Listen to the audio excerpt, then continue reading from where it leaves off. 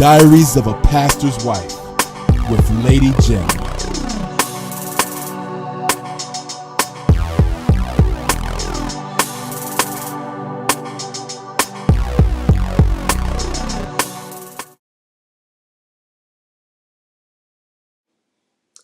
Hey y'all, it's me, Lady Jim. How are you guys doing today? Well, this evening, I should say. I am glad to be here. I sweated my hair out. I had to get my little praise on this evening. I had to give him the glory. The devil is busy. He is coming. At us every which way. And I am determined to stand strong. But I wanted to get on here and to talk and kind of give my testimony of how I got to the point of where I am today. And, just wanted to share and let you know that if I can do it, you can do it.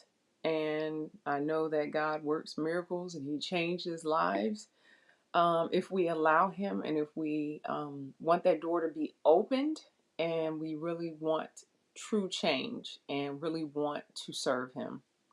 And I know that I don't feel like this is something that is perfected in us. I feel like every day we have to work at learning how to live that Christ-like life, how to please Him. And we should be reading our word. We should be having honest conversations with Him and really pouring out our hearts and allowing His goodness to prevail. Yeah. So um, I I think that it's very interesting because when I was younger, I would go to church, and I really was involved. My mom made sure that I was involved. I was on the choir. We had like church, children's church. We had um, but, Sunday school. I'm trying to think of everything that we did. It was just a lot. It was a lot of things that we were very busy, very involved. And I, at a young age, had given my life to Christ, and I I don't think, fully understand the walk. And so into like my teenage years, even before becoming a teenager, I started to wild out a little bit. I think things stemmed from my parents' divorce, not having like that two-parent home and having the solid foundation of, two-parent family. So I started to delve into some things,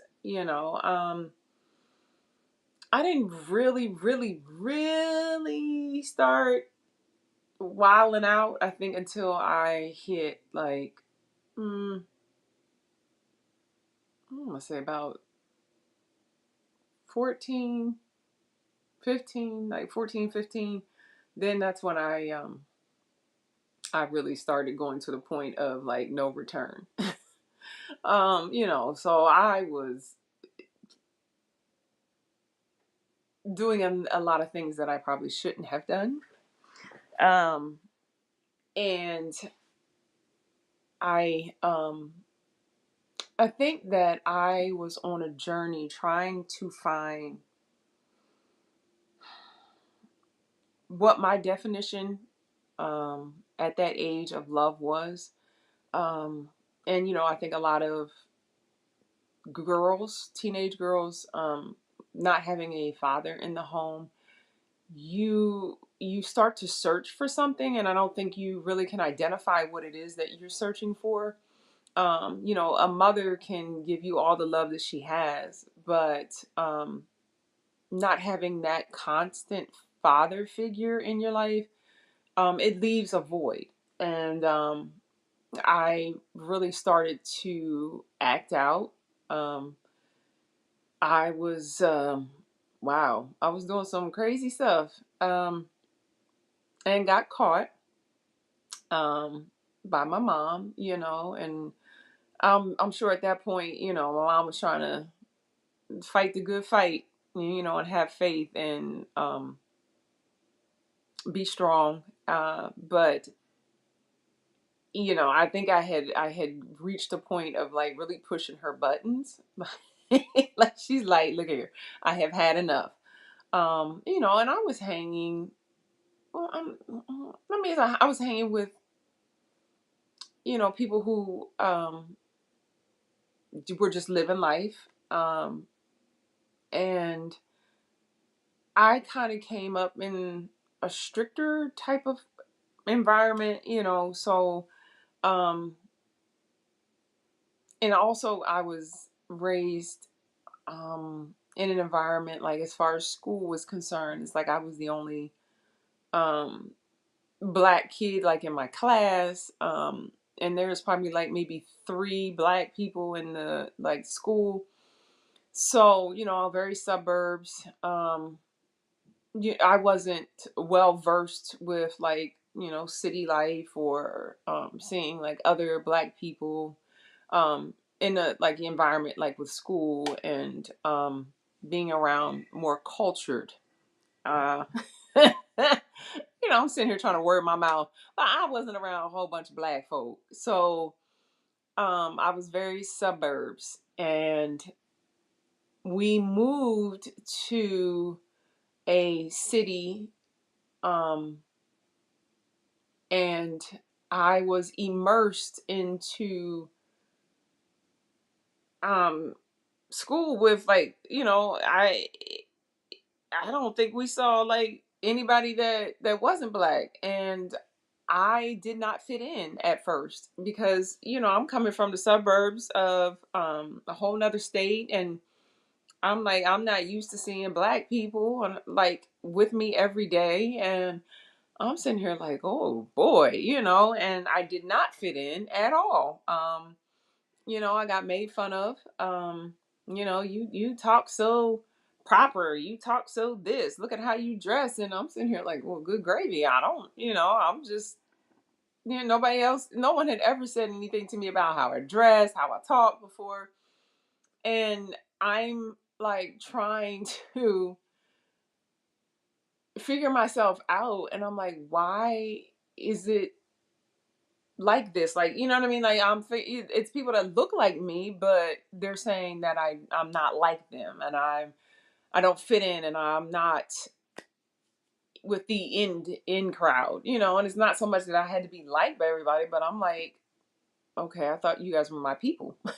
Like, but I guess not. So that experience really, oh boy, shook me, because I was used to, I think, um mm, I guess in a sense I was used to being bullied in school, when I was in the suburbs and I was the only black kid. Um and it was something that I guess I just got used to. And then moving to the more city um atmosphere, and thinking that, well, at least I'm around people who look like me, you know, and I'm like, well, maybe I'll fit in, maybe I'll be accepted, you know. But to be um bullied, you know, on the other side of things, because you don't fit in, even though you look like everybody else, but you don't act like everybody else, and I think that really took a toll on me. I remember I started like in middle school, and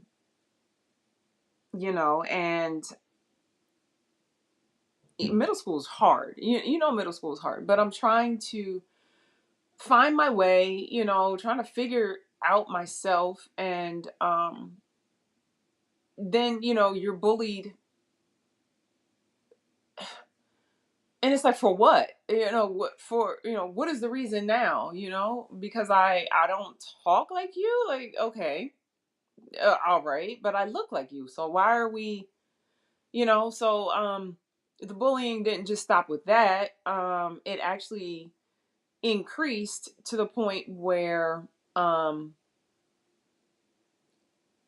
I was being like threatened that, yo, we're gonna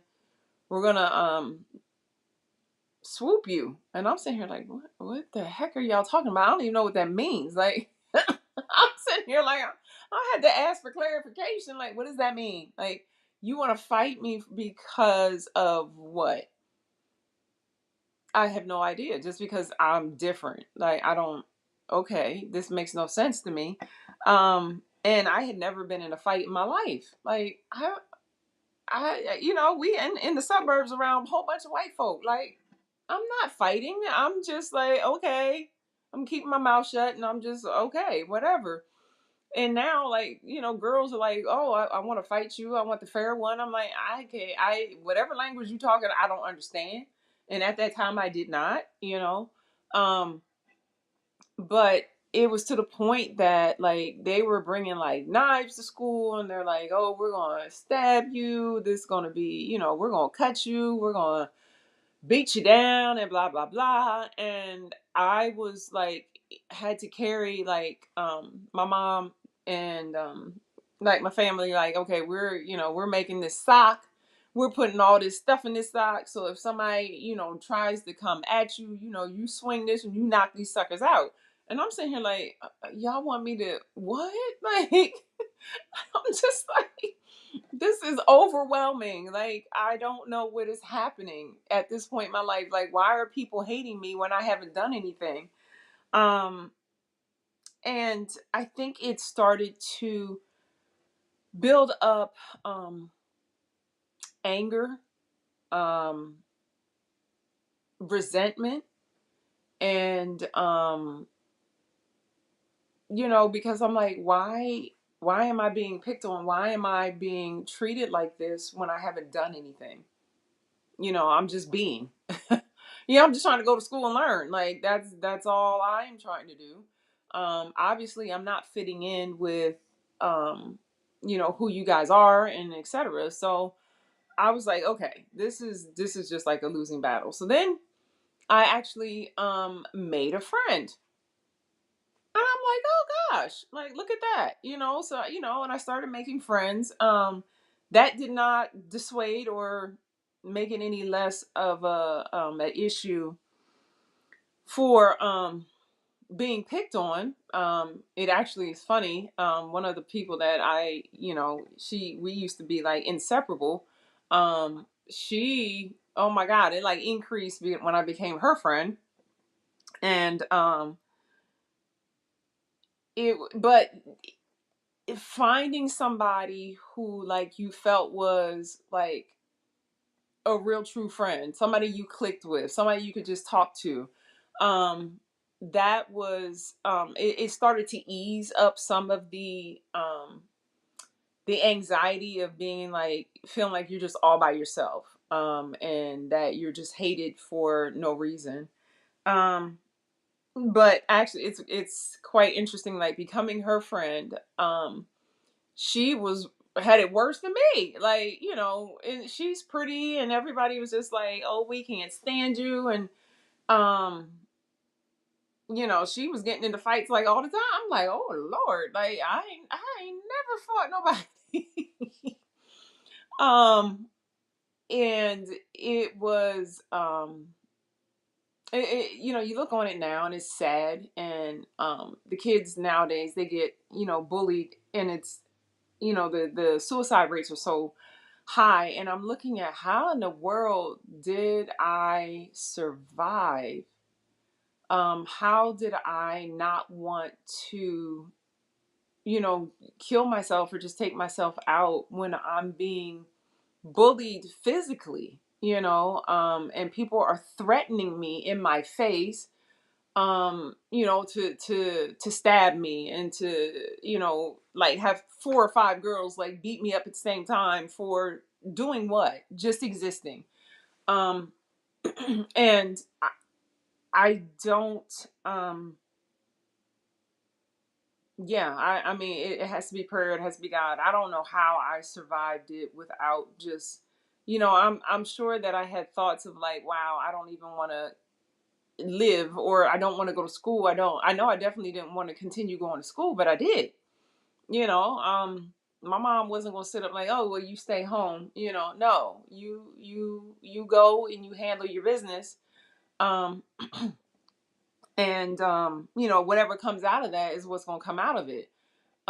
She's like, but you defend yourself. You don't allow anybody to put their hands on you, but you go, you get your education, you know? Um, and I think that and those experiences, started just the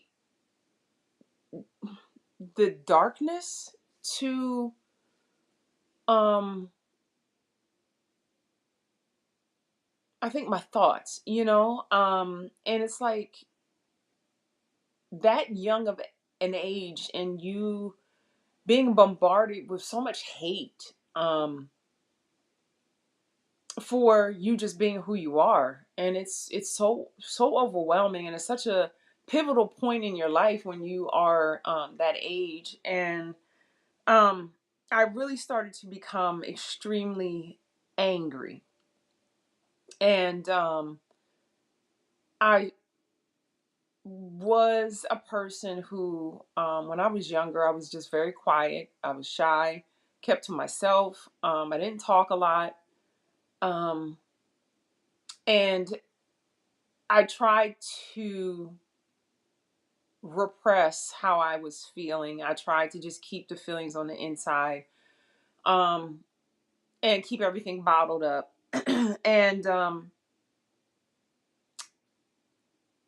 I I think, it's like you're fighting for your life. And yeah, I think that, that was a pivotal point and a pivotal turning point, um that I my relationship like with God really decreased. And I really started, delving into just really, dark thoughts. I mean, what are you supposed to have, like happy unicorn thoughts when people are constantly like threatening you, and I mean, that's at the top of your mind, that you're always thinking of this, and but you're still supposed to get an education, and you're still supposed to learn, you're supposed to focus. And on top of the threats and being bullied 24/7. And it's like, that's a lot for any one person, to handle. And the way I guess I began to handle it is that I started building up more walls on the inside of myself, and repressing the anger, the fear, the anxiousness that I had, because it's like, you go from class to class and you don't know if somebody's waiting around the corner to jump you. um you get on the bus to go to school and people are threatening you. You get off the bus and you're being threatened. um but I found a friend who was being threatened just as much, except she was fighting more. um and then threats started to increase because I became her friend.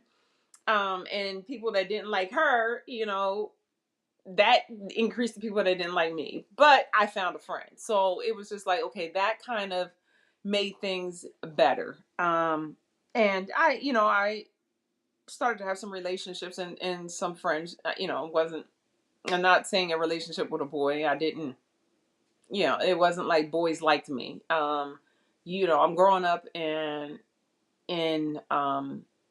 the suburbs, and it's mainly just white people, and I wasn't nobody, boys weren't looking at me because that's not I'm not what's likable. They liked who they liked, who was white, white. That's who it is. So I didn't have anybody that was like, oh, oh, you're a pretty little girl or whatever. Like, it's just that, so you look down on yourself. Of course, I'm growing up with white people. So, none of them have behinds, not none of them. I mean, now it's a different day. Back then they didn't have butts, they was all flat. So that's just me speaking. I'm just honest at that point, right? Now it's a different time. Everybody's got a little butt with them.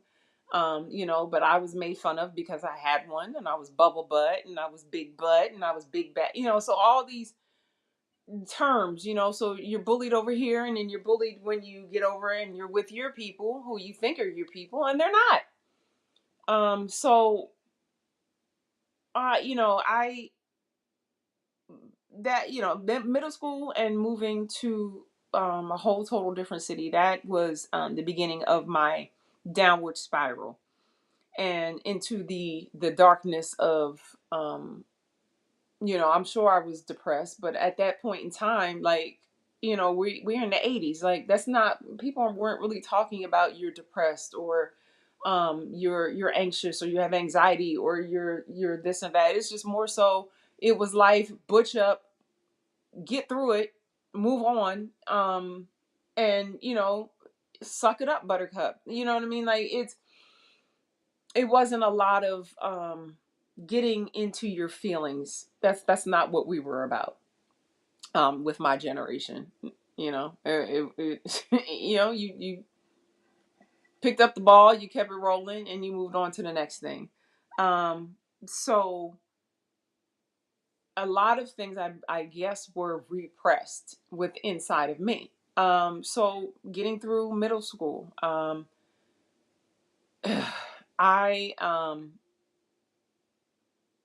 would, I'm sitting here, and it's amazing. Like, I thank God for my mom, and thank God for my dad, teaching me how to fight.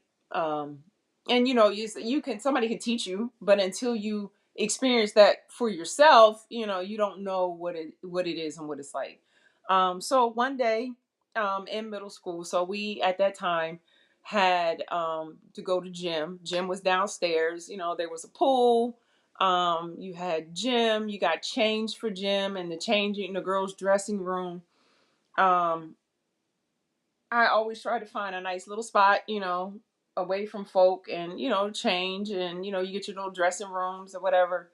And so it was, it just kept continuing. The bullying just kept continuing and continuing and continuing. So it happened that we were in going back, and we were changing from gym class, and um one of the girls who had been just picking and picking and picking with me, um, she decided, I guess, to walk by and to shoulder me and bump me, clear across, wherever. And I was like, okay, it came a breaking point. Like, I've had enough. I can take no more. So she bumped me, and I turned around and I looked at her. And next thing I know, my fist is sliding right up against her face. And I just kept swinging until somebody pulled me off of her. And it's like, I had had enough. Like, you broke me. You have pushed me to the point of no return. Um, so that was my first fight. Fair to say that I did win that one. So, ah, but I believe that the anger and the repression of my feelings and the anxiety and all the feelings, um it just came out at one point, and I was just like, look, I'm sick of this. Like, I'm tired of you messing with me, and I can't defend myself. So I whooped her behind. And it felt quite good because after that, like, I felt like all of my bottled up feelings um kind of, just came out all at once. So from there, that probably opened up a can of worms that couldn't be put back in the box. Um but I can tell you that I felt a lot better. I did get suspended. But that was okay. I had in school suspension. But I felt so alive and relieved that I wasn't carrying that burden with me anymore. And so I became a fighter at that point. Like, I'm not saying like a boxer or a fighter, like a professional fighter, but if somebody messed with me, then you were gonna get it. Like, I'm not gonna be scared of anybody. I'm not, running, and I'm not hiding anymore. So, I guess at a certain point I gotta say, hey, I thank God for, my first fight. um, but I think it came to a point that was how I knew how to handle my feelings. And that's not a good way to say that, hey, this is how you handle, um, you know, how you're feeling by putting your hands on somebody. But I needed, it's like I needed that, I think, at that point, because me talking and me expressing myself, to family and explaining about me getting bullied and, it just, it's only so much talking you can do. So after I had that first fight, I don't know how many more I had after that. It was enough. But it I think it helped me stand on my own 2 feet, to be able to defend yourself, and not have to cower in a corner when somebody is coming at you adversely, and knowing that you can defend yourself. Now, do I say that everybody should get into fight? No, I'm not saying that. But I know for me, it was a freeing experience, because for so long I was just taking it and taking and taking what everybody was putting on me, that wasn't for me to bear. And there are a lot of times that I just did not want to wake up the next day. I just wanted to die, because it was too much. It was too much to bear, being bullied and being picked on, being threatened, and it was just constant and constant. It wouldn't stop. But after I had that fight and I won, it stopped. People were like, "Oh, okay, so she can hold her own." Um, you know, and it's sad that it has to, you know what I mean? It has to come to that. And I feel for these kids that are being bullied and picked on. Lord have mercy. I know that we need to pray for them. They are the next generation, and they are up under so much pressure. Um, and they're being picked on and they're being bullied, but it's not even like, a lot of it is through like online stuff, and it's like you can't reach out and you can't punch somebody through the internet. I mean, on through social media platforms, you can't do that. So it's anyway, so I'm sorry. So getting back to me trying to, make it through middle school, make it through fitting in, um, just wanted to be accepted and to be accepted by people who look like you.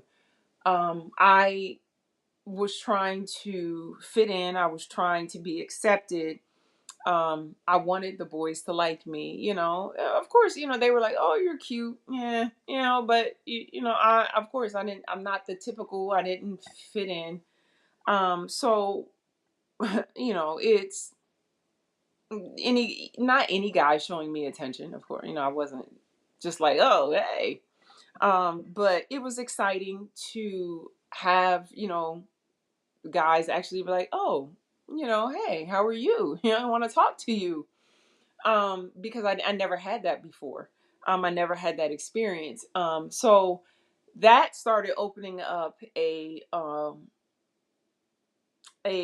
wormhole, which I wish was never opened up. But I began to want and to seek the attention of guys because I never had it before.